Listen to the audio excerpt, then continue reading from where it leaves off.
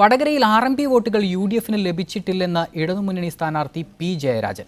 ഈ തെരഞ്ഞെടുപ്പോടെ RMP ഇല്ലാതാകും. പരാജയഭീതി മൂലമാണ് കള്ളവോട്ട് എന്ന ആരോപണം UDF ഉയർത്തുന്നത് എന്നും ജയരാജൻ മീഡിയ വണിനോട് പറഞ്ഞു. എന്നാൽ ജയരാജന്റെ പരാമർശം അപഹാസ്യമാണെന്ന് RMP പ്രതികരിച്ചു.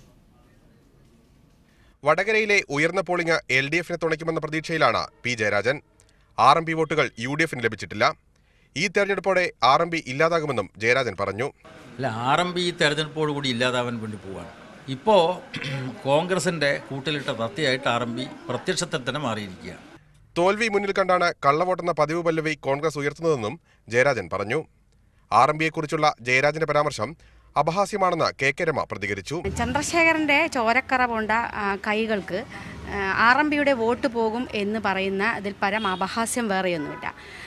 തലയ്ക്ക് അല്പമെങ്കിലും വെളിവുള്ള ആളുകൾ ആ ഒരു പരാമർശം നടത്തുമെന്ന് ഞാൻ പ്രതീക്ഷിക്കുന്നില്ല. RMPയുടെ മുഴുവൻ വോട്ടുകളും UDFന് ലഭിച്ചിട്ടുണ്ടെന്ന് UDF സ്ഥാനാർത്ഥി K മുരളീധരൻ പറഞ്ഞു. UDFന്റെ വോട്ടുകൾക്ക് പുറമെ RMPയും വെൽഫെയർ പാർട്ടിയുടെയും സേവനം UDFന്റെ ഭൂരിപക്ഷത്തിന്റെ തോത് വർദ്ധിപ്പിക്കും. ഷിബു ചെടിച്ചേരിക്കൊപ്പം PL കിരൺ, മീഡിയ 1 വടകര.